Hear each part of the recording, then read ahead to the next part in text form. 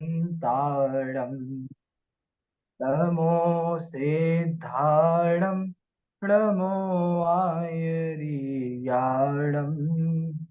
नमो वज्झायाणम नमो लोये सव्साहूणम।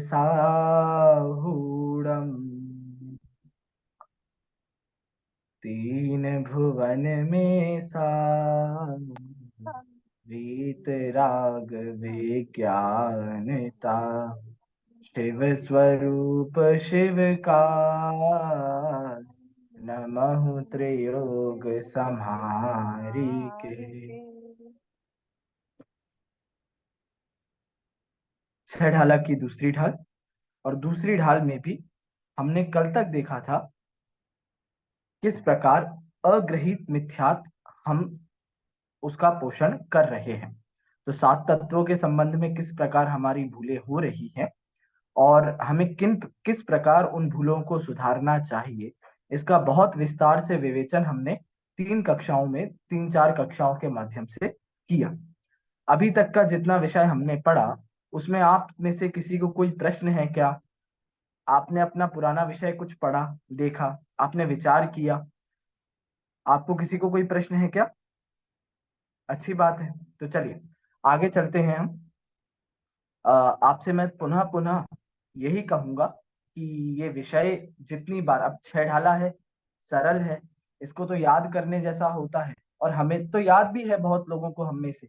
तो हम तो भैया जितनी बार इसका पाठ करें, जितनी बार इसे पढ़ें, उतनी बार इसका अर्थ हमारे ख्याल में आना चाहिए। ठीक है। तो हमने जितनी अभी तक चर्चा की वो सब अग्रहित मिथ्या दर्शन के बारे में की थी कि किस प्रकार उल्टी मान्यता का नाम मिथ्यात्व दर्शन है और ऐसा मिथ्यात्व जो अनादि काल से चला आ रहा है उसे कहते हैं अग्रहित, अग्रहित मिथ्या दर्शन। इसका मूलभूत कारण क्या है या अग्रहित मिथ्या दर्शन मतलब क्या है? तो सात तत्वों के प्रति जो अन्यथा श्रद्धान है, जो गलत श्रद्धान है, जो उल्टी मान्यता है, उसको कहते हैं अग्रहित मिथ्या दर्शन। हमने ये चर्चा भी की। उसके बाद हमने कल अंतिम अंतिम में जब कक्षा हम समाप्त कर रहे थे उसके अंतिम हिस्से में हमने देखा था कि ऐसे श्रद्धान, कैसा श्रद्धान? विपरीत जो श्रद्धान है, जो मिथ्यात्व का विपरीत श्रद्धान है, उसके साथ जो भी ज्ञान हो रहा है, जो भी हमें उसके साथ नॉलेज हो रही है, वो सब कैसा है? वो सब मिथ्या ज्ञान है। तो मिथ्या दर्शन के साथ होने वाला जितना भी ज्ञान है, भले ही समय सार जी का ज्ञान हो, रानी जी, भले ही प्रवचन सार जी का ज्ञान हो, भले ही आपको 11 अंगों तक का ज्ञान हो, फिर भी कैसा कहलाएगा? फिर भी मिथ्या ज्ञान ही कहलाएगा। क्यों कहलाएगा भैया मिथ्या ज्ञान? क्योंकि उसके सामने उसका जो मूल है, मूल किसका है? अच्छा आप बताइए, यदि केले का पेड़ उगाना है, आप में से किसी को यदि केले की खेती करनी है, केले का पेड़ उगाना है, तो बताइए किसकी जड़ लगाओगे आप? किसकी जड़ लगाओगे भैया किशोर जी? आप आम की जड़ लगाओगे क्या? आम के बीज बोगे क्या? नहीं बोगे। अच्छा रानी जी, आप अमरूद, अमरूद के बीज बोगे क्या? केले का पेड़ लगाना है, अमरूद के बीज बो तो काम चलेगा क्या? नहीं चलेगा।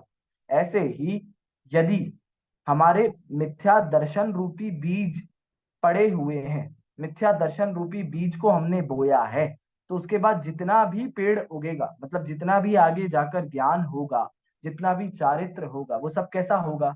मिथ्यात्व का ही होगा। समझ में आया?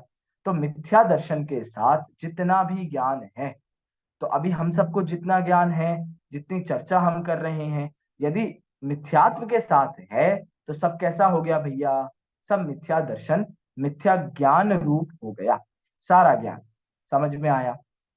तो हमने चर्चा की थी कि इसे मिथ्या ज्ञान कहते हैं। अब कौन सा मिथ्या ज्ञान हुआ ये? ग्रहित हुआ कि अग्रहित हुआ? तो देखिए, अग्रहित मिथ्या दर्शन के साथ वाला ज्ञान है ना, अग्रहित मिथ्या दर्शन के, तो ज्ञान भी कैसा होगा? अग्रहित ही होगा। समझ में आया? भाई अनादि से आज तक हमने अपने स्वरूप को नहीं जाना, अनादि से हमने आज तक अभेद विज्ञान को नहीं किया, अनादि से आज तक हमने जीव तत्व कैसा होता है इसके स्वरूप को नहीं जाना। अनादिकाल से आज तक अजीव तत्व कैसा होता है इसका स्वरूप नहीं जाना। ऐसे ही आश्रव, बंध, संवर, निर्जरा, मोक्ष, ज्योति जी, किसी भी तत्व को नहीं जाना। अब किसी भी तत्व को नहीं जाना तो इसका क्या मतलब हो गया, ये सब अज्ञान हो गया। समझ में आया? अज्ञान माने क्या? अज्ञान माने ज्ञान का नहीं होना। एक अर्थ तो यही हुआ, अज्ञान माने ज्ञान का नहीं होना। भाई चौथी क्लास के बच्चे को आठवीं क्लास के विषय का अज्ञान है ना। अज्ञान माने ज्ञान का नहीं होना। और दूसरा क्या अर्थ होता है अज्ञान का? दूसरा अर्थ होता है विपरीत ज्ञान, सही ज्ञान न होना। अज्ञान माने क्या? विपरीत ज्ञान। समझ में आया? तो हमने जितनी कल चर्चा की वो मिथ्या दर्शन के साथ, देखो वहां पर एक शब्द था ना, शब्द क्या था भैया? या ही प्रतीति जुत। जुत शब्द था ना, जुत। जुत माने क्या होता है? युक्त। जुत माने सहित, साथ। तो जो मिथ्या दर्शन के साथ, विपरीत प्रतीति के साथ जो ज्ञान है वो मिथ्या ज्ञान कहलाता है। अच्छा, अब ये मिथ्या ज्ञान है तो अच्छा है कि बुरा है, ये भी विचार करना पड़ेगा। तो क्या क्या लिखा था दौलत राम जी ने? दुखदायक। कैसा है भैया? शास्त्रों का ज्ञान दुखदायक है। भैया समय सार हम पढ़ रहे हैं, हम छैडाला जी का वर्णन कर रहे हैं, चर्चा चल रही, ये दुख देने वाली है। इससे दुख होगा हमको? कैसी बातें करते हो आप? समझ में आ रहा है कि क्यों दुखदायक कहा इसको? क्योंकि इसकी उत्पत्ति का कारण क्या था? ज्ञान, जो ज्ञान अभी हमें हो रहा है, इसकी उत्पत्ति का कारण क्या है? मिथ्या मिथ्या। दर्शन है ना। हाँ, मिथ्यात्व है। और मिथ्यात्व चूंकि दुख का कारण होता है, इसलिए उसके साथ होने वाले ज्ञान को भी, अब किसी का ही ज्ञान क्यों ना हो, सारा ज्ञान दुख का कारण है। चंदू भैया, समझ में आया? सरल चर्चा है ना, कठिन तो नहीं लग रही, सरल है।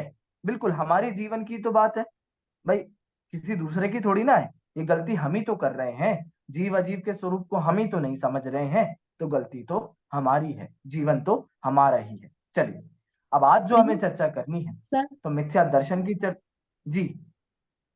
सर फिर आज के जमाने में अगर हम देखें तो किसी को भी तो सही ज्ञान है ही नहीं, मतलब सभी मिथ्यात्व में ही पड़े हुए हैं, चाहे फिर वो मुनि बिल्कुल, हो या कोई हो।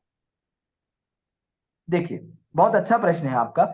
भैया आप तो वर्तमान संबंधित बातें करो, भैया आज के संबंध में क्या हम इसको कैसे देखें, कैसे लगाएं? तो सिंपल सी बात है, हम श्रद्धान की बात कर रहे हैं। श्रद्धान यदि सच्चा है, श्रद्धान यदि सम्यक है, तो ज्ञान भी सम्यक ही कहलाएगा। अच्छा, अब श्रद्धान कैसे पता करें किसका सम्यक है किसका गलत है? भाई यही तो प्रश्न हमारा खड़ा होगा कि मैं, रानी जी आपके पड़ोसी को आप देखें, और आप देखकर कैसे पता लगे कि उसका सम्यक दर्शन है या नहीं है, उसका सम्यक ज्ञान है या नहीं है? आपका यही प्रश्न है। तो इसका सीधा सा उत्तर है, मतलब कई सारे उत्तर हमें ग्रंथों में मिलते हैं। पहला उत्तर तो मैं आपसे यही कहता हूं कि हमें किसी दूसरे को नहीं देखना है।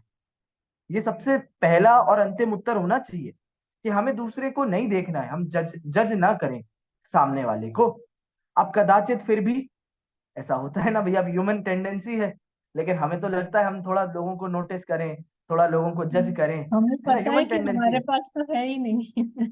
हाँ, हमें, हमारा तो नक्की है कि हम तो मिथ्या दृष्टि हैं, तो हमारा जितना ज्ञान है वो सब तो मिथ्या ज्ञान है। लेकिन भैया सामने वाले का क्या करें?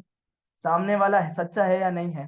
तो वहां पर कहते हैं कि सम्यक दर्शन का आप लक्षण, सम्यक दर्शन के कोई लक्षण विशेष नहीं है। कैसे लक्षण विशेष नहीं है? भाई सम्यक दृष्टि के कोई दो सींग निकल आते हो, ऐसा नहीं है।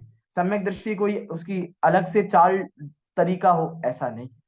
कुछ बाहरी अंग सम्यक दर्शन के कहे हैं, जैसे 8 अंगों की चर्चा आती है, इसकी हम चर्चा आगे करेंगे, आगे चौथी ढाल में बहुत विस्तार से चर्चा आएगी इनकी। सम्यक दर्शन के कुछ बाहरी अंग होते हैं, जैसे 8 अंग हो गया, संवेग आदि 4 भावनाएं होती हैं, आस्तिक्य, अनुकंपा, संवेग, ये सारी ऐसी भावनाएं होती हैं। तो इनसे हम बहुत मोटा मोटा, बहुत मोटा कह रहा हूं मैं, बिल्कुल, क्योंकि ये सारी बातें तो हमें भी देखी जाती हैं। भाई रानी जी, आपको जैन धर्म के प्रति श्रद्धान है कि नहीं है? बिल्कुल है। आप जैन धर्म को मानते हैं कि नहीं मानते? बिल्कुल मानते हैं। आप ईश्वर, मतलब भगवान में विश्वास रखते हैं कि नहीं रखते? आप उनकी सत्ता को मानते हैं कि नहीं मानते? मानते हैं। क्या आप में कोई शंका आदि है? आपको ये लगता है कि हम जो पढ़ रहे हैं वो गलत पढ़ रहे हैं? आपको इनमें शंका होती है क्या? नहीं होती है। तो ये सारे लक्षण तो बहुत बाहरी लक्षण है, जो आप और हम में देखे जा सकते हैं। भैया आलू प्याज नहीं खाते हैं, रात्रि भोजन नहीं करते हैं, छान के पानी पीते हैं, बाहर का नहीं खाते हैं, मर्यादा का खाते हैं, ये सारे लक्षण तो सब में दिख जाते हैं। बहुत सामान्य लक्षण है आज तो, ये समझ में आ रहा है। तो इन्हीं लक्षणों के आधार से आप किसी का निर्णय नहीं कर सकते कि कोई सम्यक दृष्टि है या नहीं है। तो अंतिम फिर कंक्लूजन क्या निकला भैया? तो कंक्लूजन सिर्फ इतना ही है कि किसी के सम्यक्त्व का निर्णय सिर्फ सम्यक दृष्टि जीव ही कर सकता है। समझ में आया? भाई आपको यदि सम्यक दर्शन है तो आप अगले आदमी के सम्यक्त्व का निर्णय तो कर सकते हो कि उसे सम्यक दर्शन है कि नहीं। लेकिन यदि आपको सम्यक दर्शन नहीं है, फिर तो आप अन्य व्यक्ति के सम्यक दर्शन का निर्णय नहीं कर सकते। कंक्लूजन तो ये निकला। लेकिन फिर भी बाह्य आचरण यदि अच्छा है, अभी आज चर्चा करेंगे हम इस चीज कि बाह्य आचरण तो बहुत उत्कृष्ट है, बाह्य आचरण तो बहुत अच्छा है, लेकिन यदि सम्यक्त्व नहीं है तो टोडरमल जी एक बहुत अच्छा उदाहरण देते हैं। मुझे तो बहुत प्रिय हैं टोडरमल जी, बहुत सारे उदाहरण उनके मुझे ख्याल में भी हैं, और बहुत उनके आप देखिए बहुत वास्तविक उदाहरण है उनके। क्या उदाहरण देते हैं वो? शून्य। आप शून्य लगाते जाइए, शून्य लगाते जाइए। एक कागज लीजिए, उस पे शून्य शून्य शून्य शून्य शून्य लिखते जाइए। क्या क्या मूल्य होगा उस शून्य का? कुछ नहीं, क्या जीरो, मूल्य होगा? कुछ नहीं होगा। शून्य जी। लेकिन उन शून्य के आगे एक की संख्या लगा दो, फिर क्या मूल्य हो जाएगा? भैया एक लगा देंगे, एक शून्य 10, एक शून्य बढ़ा दिया 100, 1000, 10,000, लाख, 10 लाख, करोड़, 10 करोड़, बढ़ता जाएगा। कब बढ़ गया मूल्य? एक लगाने पर। ऐसे ही वो कहते हैं कि आप कितना ही आचरण का पालन करें, आप कितना ही ज्ञान करें, यदि सम्यक्त्व रूपी अंक नहीं लगा है, सम्यक दर्शन रूपी एक अंक नहीं जुड़ा है, तो उस सारे ज्ञान, सारा आचरण शून्य है। मतलब उसका कोई भी वैल्यू नहीं है। समझ में आया रानी जी? तो हम किसी के सम्यक्त्व की ऐसे परीक्षा नहीं कर सकते। ठीक है, बाहरी लक्षण होते हैं, उनसे हम पता कर सकते हैं। अच्छा, अब आप सबके प्रश्न में एक मन में एक प्रश्न और खड़ा होना चाहिए, अभी याद आया मुझे, इसी संबंधित एक विषय।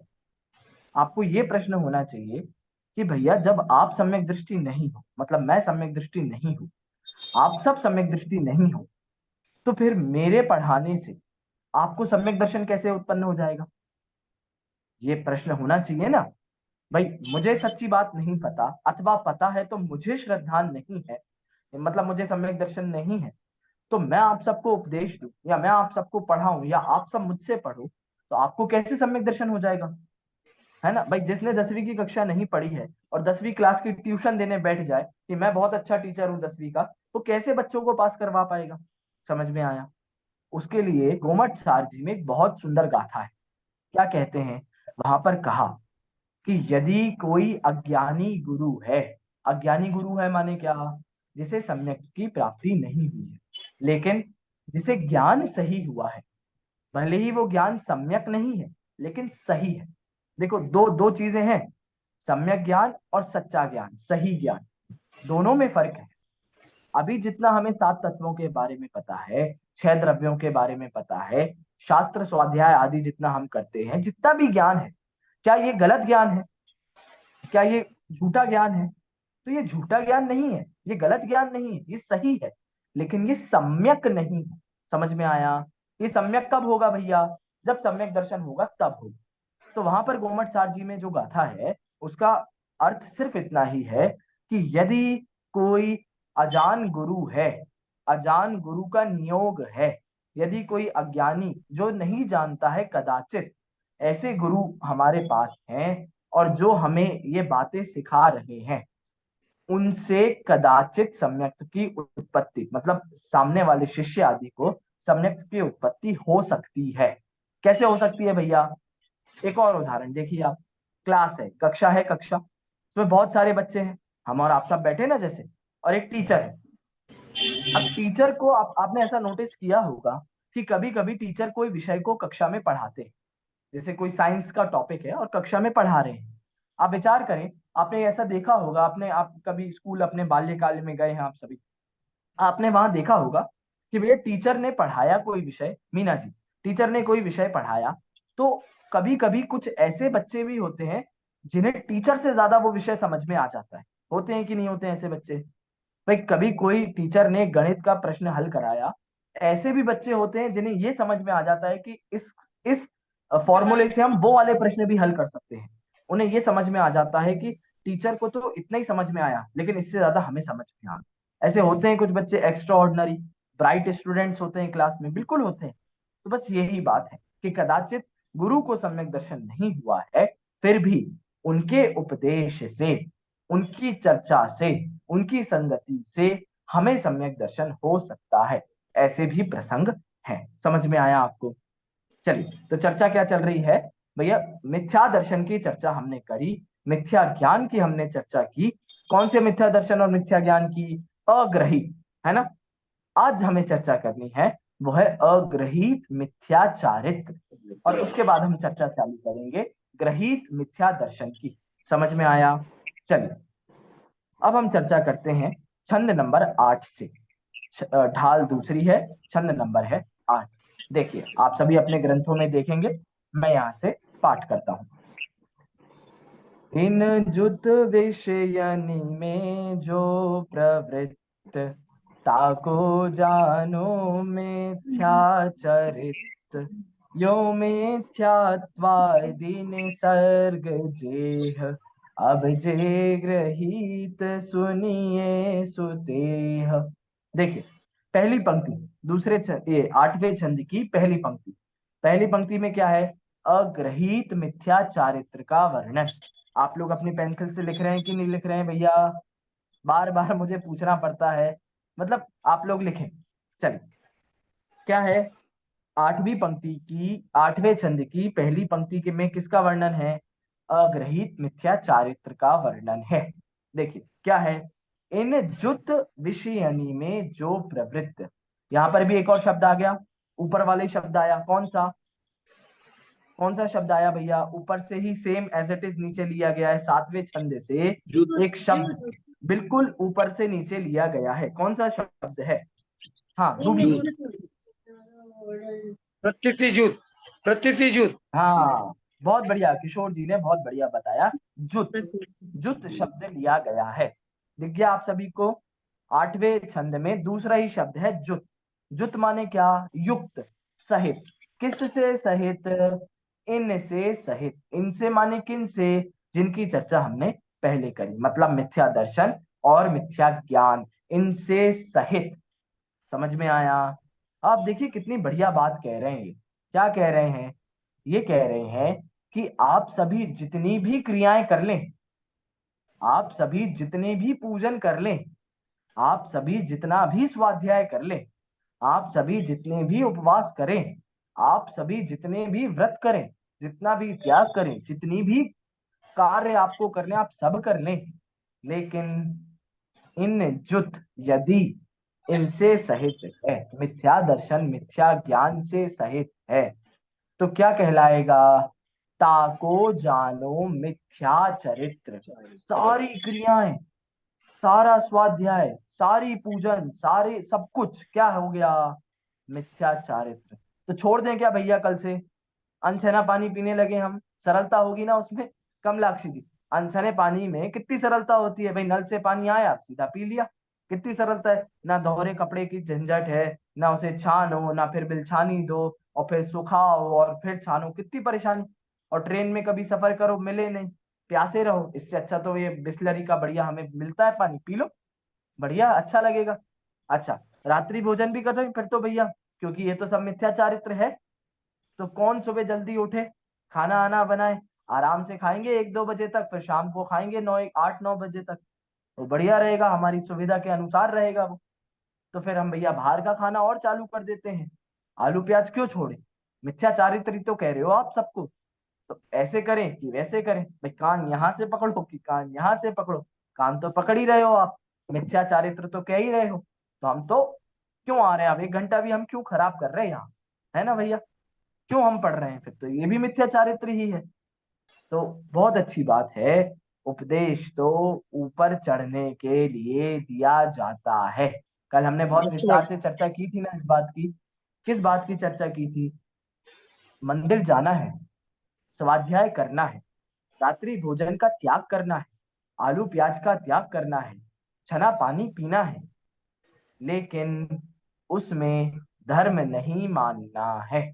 चर्चा हमने कल विस्तार से करी ना। कौन से तत्व संबंधी भूल हो जाएगी भैया बताइए। अच्छा, आपकी परीक्षा, यदि हमने इन क्रियाओं में धर्म माना तो कौन से तत्व संबंधी भूल होगी बताइए। आश्रव यदि अजीब हमने, अजीब बहुत अजीब सुंदर, नहीं नहीं, आश्रव तत्व संबंधी भूल होगी। आश्रय बहुत तत्व। सुंदर। और कौन से तत्व, आश्रव तत्व संबंधी भूल हुई तो कौन से तत्व संबंधी भूल भी होगी ऑटोमेटिकली। बंद बंद बंद आश्रव का विरोधी, बंद आश्रव का विरोधी, संवाद। बंद। हाँ, आश्रव का विरोधी संवर। तो आश्रव तत्व संबंधी भूल तो है ही, संवर तत्व संबंधी भूल भी है कि भैया जिन परिणामों से शुभ बंध होता है उन परिणामों से धर्म मानना, वो क्या हो गया, राग भाव में धर्म मानना, जिन मत में मिथ्यात्व कहा। समझ में आया? क्या बोला, राग भाव में धर्म मानना, जिन मत में मिथ्यात्व कहा। तो जितनी भी राग की क्रियाएं हैं, शुभ क्रियाएं हैं, यदि उनमें धर्म मान रहे हैं तो ये संवर तत्व संबंधी भूल हो गई। ठीक है भैया। तो जितनी अभी क्या चर्चा करी कि मिथ्या दर्शन और मिथ्या ज्ञान सहित जितना भी आचरण है सब कैसा कहलाएगा, मिथ्या चारित्र। ताको जानो मिथ्या चरित्र। अच्छा भैया, इसमें और भी दो तीन शब्द हैं, उनका क्या अर्थ है। देखिए, विषयनी में जो प्रवृत्त, मतलब विषयों में जो प्रवर्तन करते हैं, इसका क्या मतलब हुआ, पांचों इंद्रिय के विषयों में जो हम दिन रात कार्य करते रहते हैं। स्पर्शन इंद्रिय के लिए करते रहते हैं। अभी गर्मी बढ़ गई है तो भैया एसी होना चाहिए। मुंबई में तो आजकल बिना एसी कहाँ चलता है, इतनी उमस हो जाती है। एसी होना चाहिए घर में। पंखा, बैठे नहीं कि पहले पंखा चलाओ, गर्मी लग रही है भैया। ठंड का मौसम है तो भैया पहले ओढ़ लो, कान ढक लो, है ना। ऐसे ही घ्राण में अच्छी अच्छी सुगंध आनी चाहिए। बाथरूम हो तो भी वहां से अच्छी सुगंध आए, किचन हो अच्छी सुगंध आए, बुरा नहीं लगना चाहिए किसी को, है ना। कर्ण हो, अच्छी अच्छी बातें सुनने में आनी चाहिए, गाने अच्छे सुनने में आने चाहिए। तो सारी जितनी भी पंचेंद्रिय की क्रियाएं हैं वो सब कैसी है, वो सब चारित्र। चारित्र मतलब आचरण। जितना भी आपके आचरण से संबंधित है, यदि मिथ्या दर्शन और मिथ्या ज्ञान है तो सारी आचरण, सारी क्रियाएं, सब में आप सब लगा लेना, सारी ही चीजें सब कैसी हैं, मिथ्या चारित्र हैं। और मिथ्या चारित्र हैं तो क्या होगा भैया, देखिए, मिथ्या दर्शन दुख देता है कि नहीं देता है, बिल्कुल देता है। मिथ्या ज्ञान दुख देता है कि नहीं देता है, मिथ्या दर्शन के साथ होने के कारण दुख देता है। अब मिथ्या चारित्र ये दुख देता है कि नहीं देता है, दुख तो देता है, लेकिन लगता है कि नहीं लगता है, लगना चाहिए, है ना। दुख देता तो है लेकिन लगता नहीं, हमें तो अच्छा लगता है। अच्छा लगता है भैया कि हमारे अनुकूल मौसम हो, हमारे अनुकूल व्यवस्थाएं बन जाएं, हमारे अनुकूल सब कुछ हो, खाने पीने की चीजें हो, है ना भैया। तो हमें अच्छा लगता है लेकिन अच्छा होता नहीं है। समझ में आया? देखिए, तो इन जुत विषयनी में तो मिथ्या दर्शन और मिथ्या ज्ञान सहित जितना भी विषयों में प्रवर्तन होता है, जितना भी विषयों में घूमना होता है, वो सब कैसा है, ताको जानो मिथ्या चरित्र। अब आगे देखिए, यो मिथ्यात्वादी निसर्ग जेह, ये सारे मिथ्यात्व आदि। मिथ्यात्व आदि मतलब मिथ्यात्व है जिसके आदि में, आदि मतलब स्टार्टिंग में, शुरू में, किसके आदि में मिथ्यात्व है, मिथ्या दर्शन, मिथ्या ज्ञान और मिथ्या चारित्र। ये जो अभी हमने चर्चा की ना, अग्रहित मिथ्या दर्शन, अग्रहित मिथ्या ज्ञान और अग्रहित मिथ्या चारित्र की, ये मिथ्यात्व, इसका आप दूसरा नाम बता रहे हैं। ये क्या था, ये अग्रहित मिथ्यात्व था ना, अग्रहित थे ना ये सारे, इनका दूसरा नाम क्या है, निसर्गज। क्या है, यो मिथ्यात्वादी निसर्ग जेह, मतलब क्या, निसर्गज। इनका दूसरा नाम क्या है, निसर्गज मिथ्यात्व। ये निसर्गज मतलब क्या होता है भैया, आपने सम्यक दर्शन के बारे में पढ़ा है, तत्वार्थ सूत्र में दूसरा ही सूत्र है। तत्वार्थ सूत्र में तीसरा सूत्र है, कौन सा, तन्निसर्गा दधिगमाद्वा, ये पढ़ा है ना हमने। इसका क्या मतलब होता है भैया? सम्यक दर्शन निसर्गज और अधिगमज पूर्वक होता है। निसर्गज माने स्वभाव से। निसर्गज माने क्या होता है? निसर्गज मतलब होता है नेचर। निसर्गज मतलब होता है स्वभाव, प्रकृति। और अधिगमज मतलब क्या होता है? अधिगमज मतलब होता है किसी के द्वारा सिखाया हुआ, किसी का उपदेश प्राप्त। समझ में आया? तो जिस प्रकार सम्यक्त्व दो प्रकार का होता है, निसर्गज और अधिगमज, वैसे ही मिथ्यात्व भी दो प्रकार का होता है, निसर्गज और अधिगमज। समझ में आया? तो अग्रहित मिथ्या दर्शन किसी के द्वारा सिखाया गया है क्या आपको? किसी ने उपदेश दिया क्या अग्रहित मिथ्या दर्शन का? नहीं दिया। हम अनादि से ये भूल करते हुए आ रहे हैं, इसलिए इसको क्या कहा? निसर्गज। ये स्वभाव की गलती है, ये स्वरूप की गलती है, इसलिए इसका नाम क्या कहा पड़ा? निसर्गज। अब आगे क्या कह रहे हैं भैया? निसर्गज मिथ्या दर्शन की चर्चा तो कर ली, अब किसकी चर्चा बची? अधिगमज की। किसकी चर्चा बची? ग्रहीत की। देखिए, अब जे ग्रहीत सुनिए सुते हैं। अब ग्रहीत मिथ्यात्व की चर्चा को सुनिए। सुनिए क्यों कह रहे हैं भैया? सुनिए मतलब उपयोग, सुनिए मतलब पंचम इंद्रिय। पंच इंद्रिय है ना हम सभी, संगी है ना, संगी। तो दो इंद्रिय के पास कर्ण इंद्रिय होती है क्या? एक इंद्रिय के पास, अच्छा एक इंद्रिय के पास कौन सी इंद्रिय होती है? एक इंद्रिय जो पेड़ है, हवा है, जल है, अग्नि है, इनके पास कौन सी इंद्रिय है? बताइए आप। स्पर्शन है। बहुत बढ़िया, बहुत पर्सन बढ़िया। पर्सन दो इंद्रिय के बाद, दो इंद्रिय के पास स्पर्शन और स्पर्श स्पर्शन रस और रसना। बहुत सुंदर, स्पर्शन और स्पर्श रस रसना। अब तीन इंद्रिय के पास, स्पर्श रस गंध रसगन हाँ, स्पर्शन, रसना, घ्राण। रस घ्राण इंद्रिय घ्राण होती है। चौथी, चार कौन कौन सी होती है फिर? स्पर्श रस गंध घ्राणेन्द्रिय हाँ, चक्षु इंद्रिय होती है, चक्षु इंद्रिय। ये चार इंद्रिय होते हैं ना, हम देखते हैं ये जो उड़ने वाले जितने भी जीव हैं, जो इंसेक्ट्स हैं छोटे छोटे उड़ने वाले, इनके पास चार इंद्रिय होती हैं। कौन कौन सी? ये भौरा हो गया, भौरा, स्पर्शन, रसना, घ्राण और चक्षु। अब पांच इंद्रियां किसके पास होती हैं? हम और कर्णेन्द्रिय आपके पास। हाँ, और पंचम पांचवी इंद्रिय जो है वो कर्ण इंद्रिय है। तो कर्ण इंद्रिय मतलब आपकी उपयोगिता या आपकी योग्यता पूर्ण है, आप सभी संगी हैं। इसलिए कह रहे हैं सुनिए। सुनिए मतलब आप संगी हैं और अपने संगी पने का उपयोग कीजिए। समझ में आया? तो क्या सुना रहे हैं अब सुना रहे हैं ग्रहित मिथ्या के बारे में। अभी तक चर्चा किसकी चली?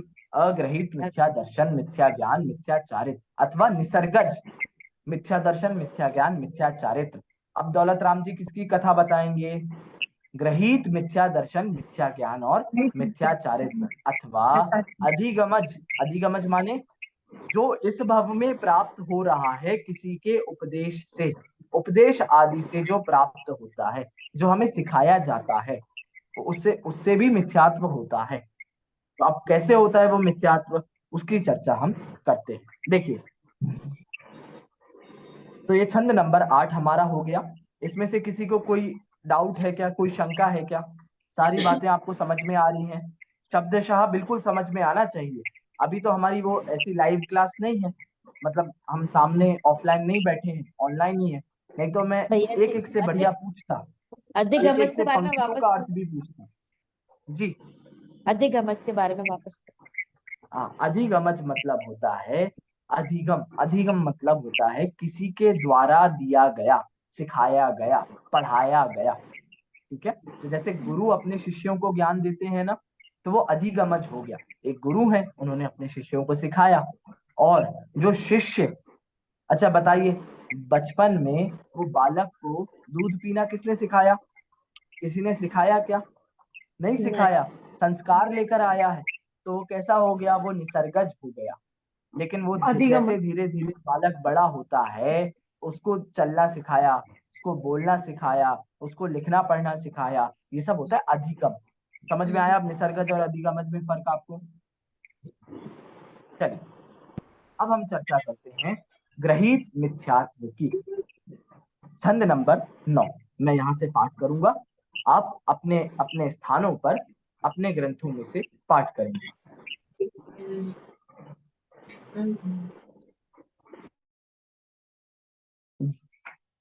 जो को गुरु को देव को धर्म सेव, कोशें चिर दर्शन मोह एव, अंतर रागादिक धरे जेह, बाहर धन अंबर ते स्नेह।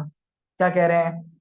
अब ध्यान देना भैया, मिथ्या दर्शन की बात कर रहे हैं। तो मिथ्या दर्शन माने क्या? देव, देखिए अब दो परिभाषाएं हो गई। आपको ऐसा करना चाहिए, अपनी कॉपी में दो कॉलम बना लीजिए, ग्रहित मिथ्या दर्शन, अग्रहित मिथ्या दर्शन। तो अग्रहित मिथ्या दर्शन में तो लिखें कि अनादि से ग्रहण किया हुआ की हुई उल्टी मान्यता। और ग्रहित में क्या लिखें? ग्रहित में लिखें कि इस भव में जो हमने उल्टी मान्यताओं को ग्रहण किया है। अब किसके संबंध में उल्टी मान्यता की चर्चा होगी भैया? विचार करते हैं, फिर से विचार करते हैं।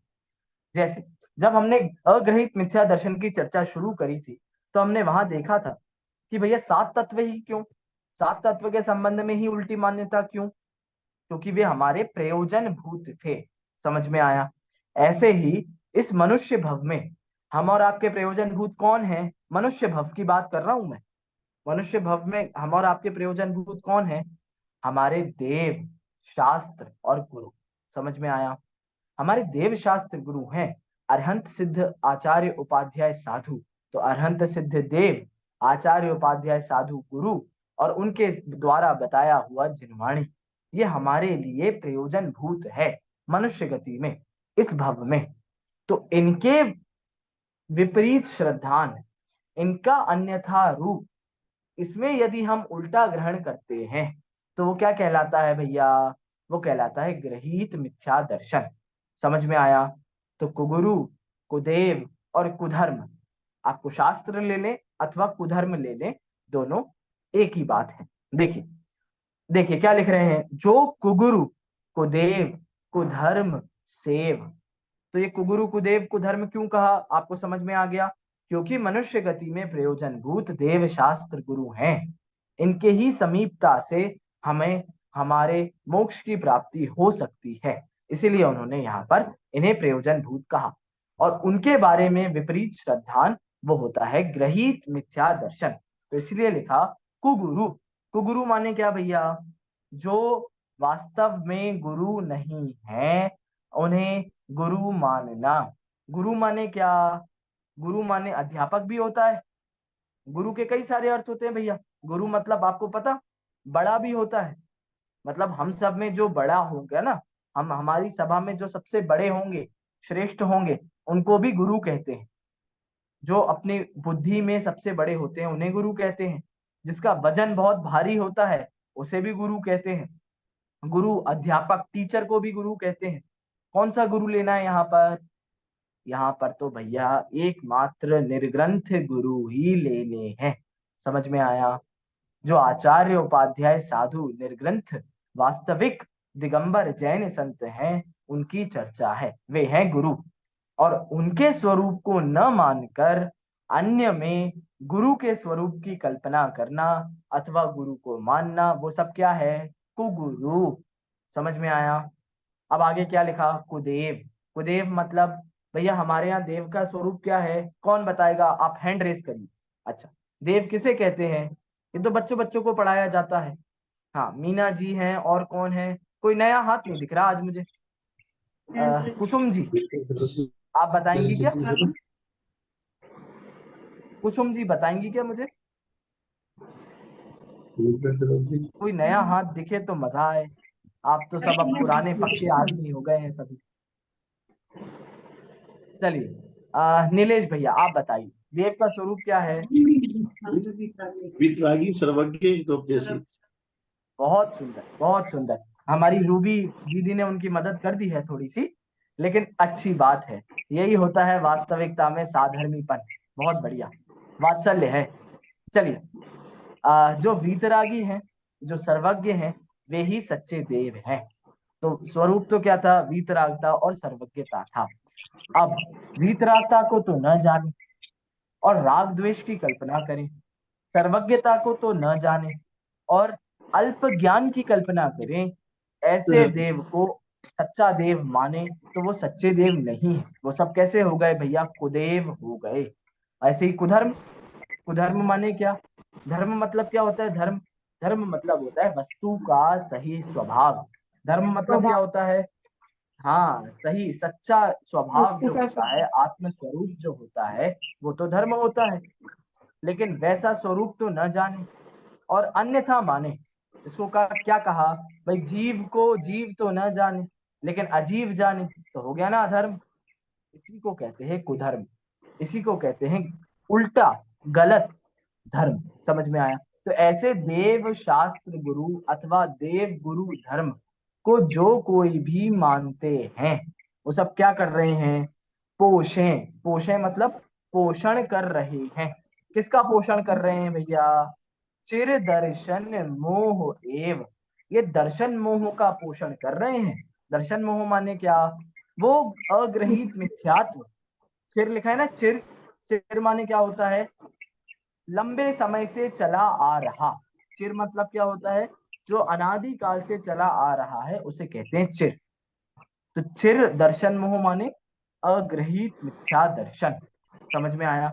तो ग्रहित मिथ्या दर्शन, यदि आप ग्रहित मिथ्यात्व का पालन करते हैं, यदि आप ग्रहित मिथ्यात्व करते हैं, तो इससे होता क्या है, इससे आपके इस भव में तो दुख होगा ही होगा और आपके आने वाले भवों में भी आपको दुख होगा।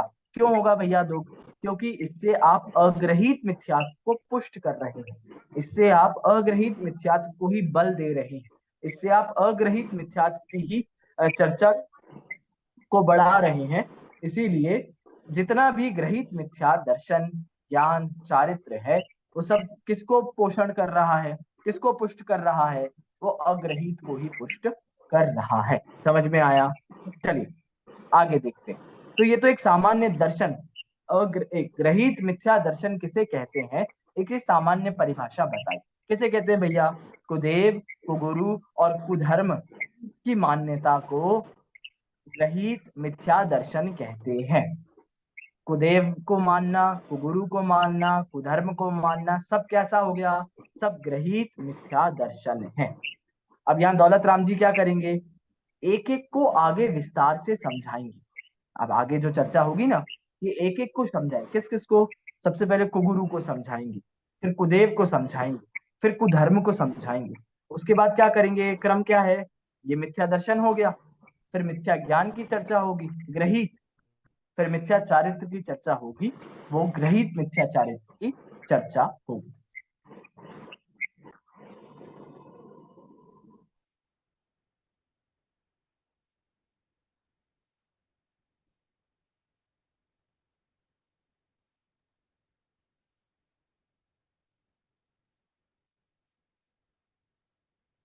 मिथ्या ज्ञान, फिर अग्रहित मिथ्या चारित्र, उसके बाद ग्रहित मिथ्या दर्शन की चर्चा की, जिसमें हम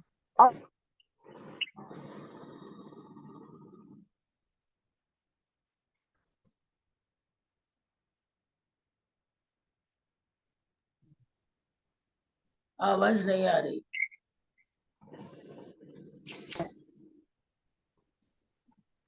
आवाज आवाज नहीं आ रही है सर आपकी। ठीक है, अब आ रही है? अब आ रही है। हाँ, तो यदि आपको दूसरी ढाल का सारांश भी लिखना है, यदि आप चाहते हो दूसरी ढाल भैया 1 मिनट में रिवाइज कर ले, तो कैसे कर लोगे, आप एक फ्लो चार्ट बना लो जल्दी से। मिथ्यात्व दो प्रकार का, ग्रहित अग्रहित। अग्रहित में सबसे पहले अग्रहित मिथ्या दर्शन, अग्रहित मिथ्या ज्ञान, अग्रहित मिथ्याचार।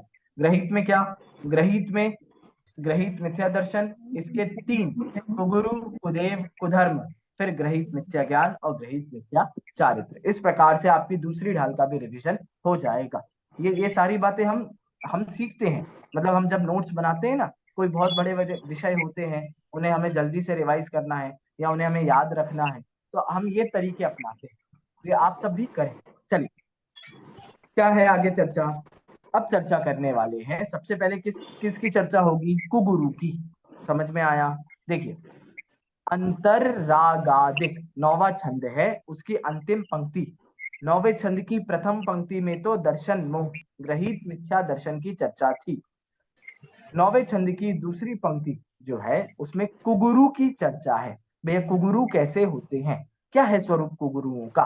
देखिए, अंतर रागादिक धरे जेह, जो अंतरंग रागादिक से सहित है, जो अंतरंग में राग को धारण करता है। रागादि लिखा है ना, रागादि। रागादि माने राग अकेला नहीं।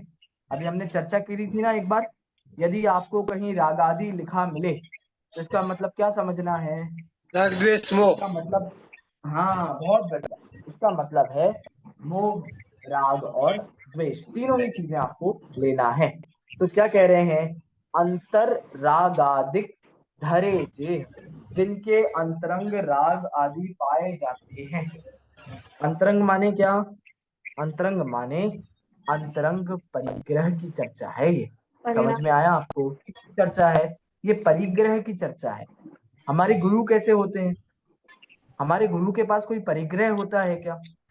नहीं, कोई नहीं होता है। परिग्रह कितने प्रकार का होता है क्या? अपरिग्रह गुरु होते हैं हमारे। तो कितने प्रकार का होता है? 2 प्रकार का होता है, अंतरंग और बहिरंग। 10 प्रकार का बहिरंग और 14 प्रकार का अंतरंग परिग्रह। तो ऐसे अंतरंग और बहिरंग परिग्रह से रहित तो वास्तविक गुरु होते हैं। और कुगुरु कैसे होंगे भैया? अंतरंग और बहिरंग परिग्रह से सहित होंगे। ऐसे ही कह रहे हैं कि अंतर रागादिक धरे जे, इसका मतलब क्या है? जो अंतरंग परिग्रह से सहित हैं। अंतरंग परिग्रह माने क्या? अंतरंग परिग्रह के 14 भेद होते हैं। मिथ्यात्व, 4 कषाय, हास्य, रति, अरति, शोक, भय, जुगुप्सा, स्त्री वेद, पुरुष वेद और नपुंसक वेद, ऐसे 14 प्रकार के अंतरंग परिग्रह होते हैं। तो अंतरंग परिग्रह मतलब राग आदि से रहित तो सच्चे गुरु होते हैं। और जो कुगुरु होते हैं उनके अंतरंग में कहीं ना कहीं ये कषाएं होती है, अंतरंग में कहीं ना कहीं मिथ्यात्व होता है, अंतरंग में कहीं ना कहीं आपको हास्य, रति, अरति, शोक, भय, जुगुप्सा इत्यादि सब दिख जाएंगे। समझ में आया? अच्छा, अंतरंग में तो है ही, और बाहर कैसे होते हैं भैया? बाहर धन अंबर तय स्नेह, बाहर में भी मतलब बहिरंग में भी धन और अंबर से स्नेह होता है। इसका मतलब क्या है? बहिरंग 10 प्रकार के जो परिग्रह होते हैं उनसे भी सहित होते हैं। अब ये तो आपको उदाहरण देने की जरूरत नहीं है। कितने ही आज लोग संत साधु कैसे फेमस हैं, कितने सारे लोग हैं, हिंदुओं में हैं, अन्य अन्य मतों में हैं, कैसे बड़ी बड़ी गाड़ियां हैं, उनके बड़े बड़े पंडाल लग रहे हैं, बड़े बड़े कार्यक्रम हो रहे हैं। समझ में आ रहा है? कैसे कपड़े पहने हैं और अपने आप को क्या कह रहे हैं भैया? हम तो गुरु हैं, हम तो इस धर्म के सर्वश्रेष्ठ गुरु हैं। समझ में आया? तो ये क्या कर रहे हैं? अंतरंग परिग्रह गया नहीं, बहिरंग जो 10 प्रकार के परिग्रह थे, क्षेत्र, मकान, दास, दासी, सोना, चांदी, वस्त्र, धन, धान्य, बर्तन, ये जो 10 प्रकार के परिग्रह थे ये भी नहीं गए। बहिरंग तो गए नहीं, अंतरंग भी नहीं गए, और अपने आप को गुरु कहते हैं। तो ये सारी बातें किनकी है? कुगुरु की है। सब कैसे हो गए भैया? सब कुगुरु हो गए। और आगे देखिए, ये अच्छा भैया कुगुरु है, ठीक है, क्या दिक्कत है? ये कुगुरु हैं, इनको यदि पूजा जाए, इनकी यदि भक्ति की जाए, हमसे तो बड़े हैं ना। अच्छा, ऐसे तर्क भी देते हैं आजकल लोग तो भैया, हमसे तो बड़े हैं। बड़े हैं मतलब उम्र में भी बड़े हैं, कदाचित ज्ञान में भी बड़े हैं, तो हमसे तो बड़े हैं, तो हमें विनय तो करनी चाहिए, हमें उनकी पूजा तो करनी चाहिए, उनके दर्शन तो करने चाहिए, उनके आगे ढोक तो देनी चाहिए। क्या दिक्कत है भैया? तो आगे देखो, दौलत राम जी स्वयं बता रहे हैं क्या दिक्कत है भैया। देखिए, 10वें छंद की प्रथम पंक्ति, कुगुरु का स्वरूप कहाँ तक है? 9वें छंद की अंतिम पंक्ति से 10वें छंद की प्रथम पंक्ति तक। देखिए क्या कह रहे हैं अब, इसका उत्तर स्वयं दौलत राम जी दे रहे हैं और कहते हैं, धारे कुलिंग लही महत भाव, ऐसे कुलिंग को धारण करते हैं। कुलिंग माने विपरीत लिंग। लिंग माने क्या होता है भैया? लिंग मतलब होता है पहचान के चिन्ह। लिंग माने क्या होता है? चिन्ह। चिन्ह माने बहिरंग स्वरूप। तो ये कुलिंग को धारण करते हैं। भैया कुंद कुंद आचार्य ने दर्शन पाहुड़ में 3 प्रकार के लिंग बताए हैं। वे जिन धर्म में, जैन धर्म में 3 प्रकार के ही लिंग पूजनीय हैं, 3 प्रकार के लिंग ही वंदनीय हैं। कौन कौन से? एक तो सर्वोत्कृष्ट निर्ग्रंथ दिगंबर गुरु, ये तो मुनि लिंग पहला। दूसरा कौन सा भैया? आर्यिका का, जो स्त्रियों में सब सर्वश्रेष्ठ होती है ना, आर्यिका, उनका होता है दूसरा लिंग। और तीसरा लिंग किनका? जो 10वीं 11वीं प्रतिमाधारी श्रावक, उत्कृष्ट श्रावक, उनका होता है तीसरा लिंग। तो जिन धर्म की तो आज्ञा है कि इन 3 लिंग के सिवा और कोई लिंग पूजनीय नहीं है। समझ में आया? अब करते क्या है, ये जो कुलिंगी हैं, ये जो कुगुरु हैं, वो क्या करते हैं? लही महत भाव, ये महंत अपने आप को बड़ा दिखाते हैं, अपने आप को बड़ा बनाते हैं।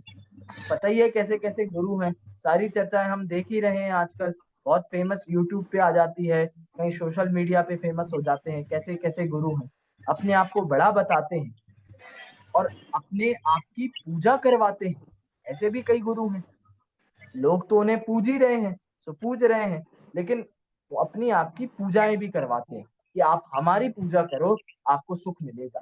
आप हमारी पूजा करो, हमें आप चढ़ावा चढ़ाओ, तो आपके कार्य पूरे होंगे, आपकी जो मनो इच्छा है, मनोकामना है, वो पूरी होंगी। ऐसे ऐसे भी गुरु हो गए हैं आजकल। तो क्या है ये सब? ये सब कुलिंगी हैं।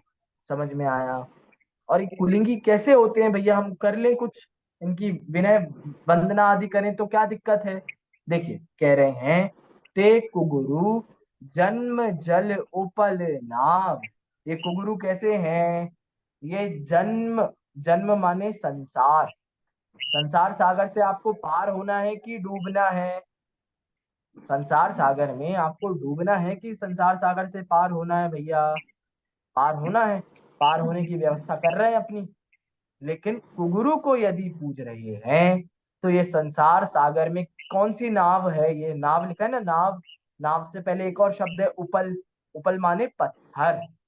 पत्थर की नाव, कौन सी पत्थर की नाव है जो आज तक तैर पाई है?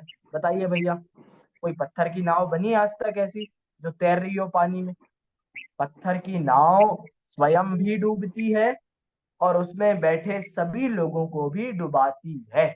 ऐसे ही कुगुरु स्वयं तो अपने संसार की वृद्धि कर रहे हैं, और जो उनकी पूजा भक्ति इत्यादि करते हैं, जो उनका श्रद्धान करते हैं, जो उनकी सेवा इत्यादि करते हैं, उनको भी डुबाते हैं। आपको पता, उपदेश सिद्धांत रत्नमाला एक ग्रंथ है, उसके अंदर कुगुरु के संबंध में बहुत सारे छंद दिए, बहुत सारे श्लोक हैं। उसमें से एक श्लोक में पता क्या लिखा है? उसमें लिखते हैं कि सर्प एक बार काटेगा तो एक बार मरण होगा। सर्प यदि किसी को काट लेना तो कितनी बार मरण होगा भैया? एक ही बार मरेगा, बार बार थोड़ी ना मरेगा, एक ही बार मरेगा। लेकिन कुगुरु रूपी सर्प आपको यदि काटे तो कितनी बार मरण होगा? बार बार मरण होगा। बार बार माने इस भव, ये भव तो आपका खराब होगा सो होगा, आने वाले कई भव आपके खराब हो जाएंगे। समझ में आया? वहां पर सर्प की उपमा दी, सर्प से भी गया बीता बताया कुगुरु को। कुगुरु अच्छे नहीं है, कुगुरु की वंदना, पूजा, भक्ति करने योग्य नहीं है। क्यों नहीं है? उदाहरण आप याद रखें कि भैया सांप काटेगा तो एक ही बार मरेंगे, लेकिन उनके चक्कर में फंस गए तो बार बार हमें जन्म मरण करना पड़ेगा, बार बार हम मृत्यु को प्राप्त होंगे। तो ये है कुगुरु। समझ में आया आपको? इतना ही नहीं है, कुंद कुंद आचार्य अपने दर्शन पाहुड़ में बहुत सुंदर सुंदर उन्होंने छंद दिए हैं। किसके लिए दिए हैं? देखो मैं आपको बताता हूँ जरा, एक आध दो छंद है, बहुत सुंदर सुंदर गाथाएं हैं। दर्शन पाहुड़ की। कहते हैं जो ज्ञान दर्शन भ्रष्ट हैं, चारित्र से भी भ्रष्ट हैं, वे भ्रष्ट करते अन्य को, वे भ्रष्ट से भी भ्रष्ट हैं। क्या कह रहे भैया? जो ज्ञान से भ्रष्ट है, जो दर्शन से भ्रष्ट है, जिसे भैया अपने ज्ञान का ही ठिकाना नहीं है, जिसे अपनी ही श्रद्धा का ठिकाना नहीं है, जिसे अपने ही किसको पूजना किसे नहीं पूजना उसका ठिकाना नहीं है, और ऊपर से चारित्र से भी भ्रष्ट हैं, जिनका आचरण भी भैया कभी ऐसा कभी वैसा, कभी कुछ कभी कुछ, वही हो गया, एक तो करेला दूजा नीम चढ़ा, ऐसी बात हो गई। वे कैसे हैं? वे भ्रष्ट से भी, वे भ्रष्ट करते अन्य को, वे हम सभी को भ्रष्ट कर रहे हैं। मतलब यदि कदाचित हम उनके श्रद्धान करें, यदि कदाचित हम उनकी विनय भक्ति पूजा इत्यादि करें, यदि कदाचित, अब भैया हम तो नहीं करते हैं, लेकिन हमारे मित्र हैं, उनके कोई कुल गुरु हैं, बहुत जाने माने गुरु हैं, बहुत बढ़िया एक पंडित हैं, एक बहुत बहुत बढ़िया सिद्ध पुरुष हैं, ऐसे खूब चर्चाएं सुनने में आती हैं, कोई बढ़िया सिद्ध पुरुष हैं, उनके पास जाओ तो माथा टेको तो सारी मनोकामनाएं पूरी होती हैं। तो भैया हम तो नहीं मानते हैं, लेकिन वो हमें ले गया, और हमें, हमारा कोई उससे उद्देश्य नहीं था, लेकिन उसने कहा कि झुक जाना, तो हम झुक गए। ऐसा ऐसे ऐसी बातें होती है ना हमारे साथ भी। इसका क्या अर्थ हुआ? आपने अनुमोदना करी है उस चीज की, उस कार्य की आपके द्वारा अनुमोदना हो रही है, तो वहां अनुमोदना का भी पाप है। समझ में आया? यदि आपके श्रद्धान में दृढ़ता नहीं है, तो आप इधर उधर डोलते ही रहोगे। तो हम तो नहीं मानते, अब बोलोगे, सबको यही बोलोगे, हम तो नहीं मानते थे लेकिन वो ले गए। ऐसा होता है। कैसा होता है भैया? जब आप बहुत परेशान हो गए ना अपनी जिंदगी में कभी, और कोई, आप सारे रास्ते अपना के देख लिए आपने, हर चीज करके देख लिया आपने, आपको उपाय नहीं मिल रहे हैं, तो अब एक बार आपके मित्र ने कहा कि वो गांव में एक सिद्ध पुरुष रहते हैं, उनके वहां आप जाओ, अपनी बात रखो, और वो उपाय बताएं तो आप कर लेना। तो आप क्या कहते हो? भैया हम मानते तो नहीं है, बस देखने जा रहे हैं, है ना, हम हमें श्रद्धा नहीं है, लेकिन एक बार देख कर तो आए सही में कुछ ऐसा होता है कि नहीं होता है। तो ये सब कौतूहलता क्या है, ये जिज्ञासा क्या है? सब अनुमोदना है। समझ में आया? तो वे भ्रष्ट करते अन्य को, हम सबको वे भ्रष्ट ही कर रहे हैं। क्यों कर रहे हैं भैया? आप ऐसा गलत गलत क्यों बोल रहे हो उनके लिए? आपकी कोई दुश्मनी है क्या पर्सनल? आपकी लड़ाई है क्या उनसे?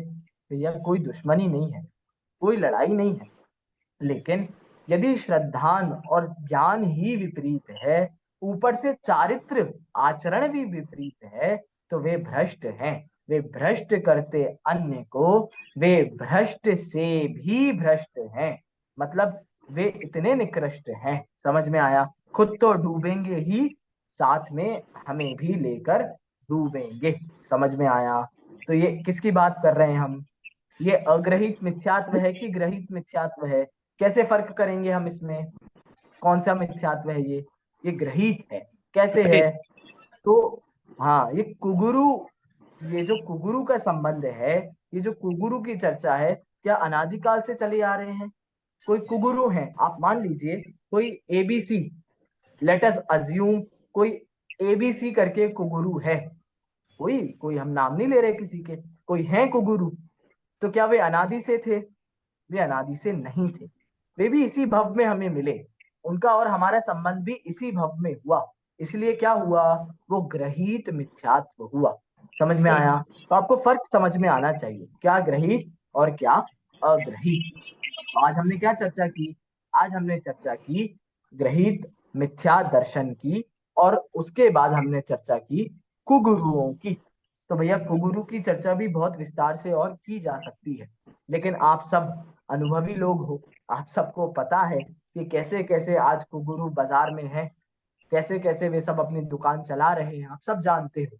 तो हमें तो बस हमारा श्रद्धान दृढ़ रखना चाहिए, हमें तो हमारे विचारों में शिथिलता ना आए, इसका ख्याल रखना चाहिए। समझ में आया? और ये कैसे होगा? सब तत्व ज्ञान के अभ्यास से ही होगा। जितना अभ्यास आपका मजबूत होगा ना, उतने आप चलायमान नहीं होगे। और यदि कहीं अभ्यास में कमी रह गई, कभी आपके श्रद्धान में कमी रह गई, तो क्या होगा? तो आप जल्दी से दूसरों की बातों में आ जाओगे। वो इन्फ्लुएंस होते ना, इन्फ्लुएंसर, आप जल्दी से इन्फ्लुएंस हो जाओगे उनसे। इतनी अच्छी अच्छी, आपको पता है कैसी तमाम तमाम बातें करते हैं ये। मैं आप अभी एक उदाहरण और याद आया मुझे, वे भी बिल्कुल ऐसी ही बातें करते हैं कि आत्मा तो अजर अमर है, आत्मा तो मरती नहीं है, आत्मा में तो राग रंग रंग नहीं है, रूप नहीं है, आत्मा पानी से नहीं गलता है, आग से नहीं जलता है। ये श्रीमद् भगवत गीता के दूसरे अध्याय में है ये छंद, सारे छंद हैं ये ऐसे ऐसे। आप पढ़ोगे, आपको लगेगा ये तो बिल्कुल अपनी बातें चल रही हैं, हमारे यहाँ भी तो ऐसे ही वर्णन है। तो ये हमारे यहाँ भी तो समय सार जी में अरसम अरूवम गंधम अवत्तम चेदना गुण मसद्दम अलिंग ग्रहण की गाथा है हमारे यहाँ भी। वहां भी उसको अव्यक्त, अरस, अरूपी, अशब्द सब कहा। और श्रीमद् भगवत गीता के दूसरे अध्याय में भी ये सब कहा कि आत्मा कटता नहीं, जलता नहीं, गलता नहीं, रूप नहीं, रंग नहीं, आकार नहीं। तो हमें तो सुन के ऐसा ही लगता है कि भैया ये तो सही बात कर रहे हैं। लेकिन लेकिन एकांत है। क्या है? एकांत। अभी आएगी, आगे चर्चा आएगी, जो कुधर्म की जब चर्चा करेंगे ना हम, वहां आएगी कि कुधर्म कुधर्म क्यों है भैया। एकांत का पोषण करने के कारण ये धर्म कुधर्म है। और हमारा धर्म कैसा है? अनेकांतवाद है। समझ में आया? सारी विवक्षाएं, सारे पक्ष, सारे नए स्पष्ट होने चाहिए। तो इसलिए नए का अभ्यास भी बहुत आवश्यक है भैया। समझ में आया? तो कुल मिलाकर कुगुरु की चर्चा में हमें ये ध्यान रखना है कि हमारा श्रद्धान स्थिर और दृढ़ होना चाहिए। हमारा श्रद्धान इतना हल्का नहीं होना चाहिए कि कभी उधर चले गए, कभी इधर चले गए, कभी ऐसा कर लिया, कभी वैसा कर लिया। समझ में आया? ये सब क्या हुआ? ये सब कुगुरु के प्रति या गुरु के प्रति जो विपरीत या अन्यथा श्रद्धान था, वो हो गया। उससे क्या होगा? पोषे चिर दर्शन मोह एव, उससे हमारा अग्रहित मिथ्या दर्शन और पुष्ट होता जाएगा। तो हमें अग्रहित को तो कम करना था, लेकिन अब अग्रहित को बढ़ाते जा रहे हैं। इसलिए हमें किसका ध्यान रखना है भैया? हमें तो ये बात जरूर ध्यान रखनी है कि हम कहीं कुगुरुओं के संबंध में न पड़ जाएं। समझ में आया? चलिए, अभी तक हमने जो चर्चा की, इसमें से यदि आपको कोई प्रश्न हो तो आप कीजिए। भैया जी। भैया जैसे अग्रहित मिथ्या दर्शन में तो सात तत्व संबंधी दूर, मतलब ये श्रद्धान, हाँ, ज्ञान और चारित्र ये आएंगे। बिल्कुल। और ग्रहित में कुदे कुगुरु कुदेव और कुधर्म संबंधी श्रद्धान, ज्ञान और चारित्र, ये हाँ, ऐसी आएगा। बिल्कुल। हाँ, आप ऐसे भी ले सकते हो कि अग्रहित में तो सात तत्व संबंधी विपरीत श्रद्धान, ज्ञान और आचरण। तो आचरण में जितने भी पंचेंद्रिय के विषय, कषाय इत्यादि हैं वो, तो ये तो अग्रहित हुआ। और ग्रहित में कुगुरु, कुदेव, कुधर्म के प्रति श्रद्धान, ज्ञान और आचरण। तो ये मिथ्या दर्शन, मिथ्या ज्ञान, मिथ्या चारित्र ऐसे ऐसे ही बिल्कुल बनेगा। बिल्कुल सही है, बिल्कुल सही। चलिए, तो आज हमने जो चर्चा की वो कुगुरु के बारे में करी। अब अगली कक्षा में हम कुदेव और कुधर्म के बारे में चर्चा करेंगे। फिर मिथ्या ज्ञान और मिथ्या चारित्र की चर्चा करके दूसरी ढाल को भी समाप्त करेंगे। समझ में आया भैया? ये ढालें समाप्त होती जा रही हैं, आप ध्यान रखो, आपको समाप्त नहीं होने देना है। कि यदि ये ढालें समाप्त हो गई तो युद्ध में मारे जाओगे। समझ में आ रहा है? तो युद्ध में यदि जिंदा खड़े रहना है तो ढालें समाप्त मत होने दो, मतलब विचार चलते रहने दीजिए। बार बार ये विषय बार बार आपके दिमाग में घूमता रहना चाहिए। चलिए, इसी बात से हम कक्षा को समाप्त करते हैं। जय जिनेंद्र। जय जिनेंद्र। जय जिनेंद्र।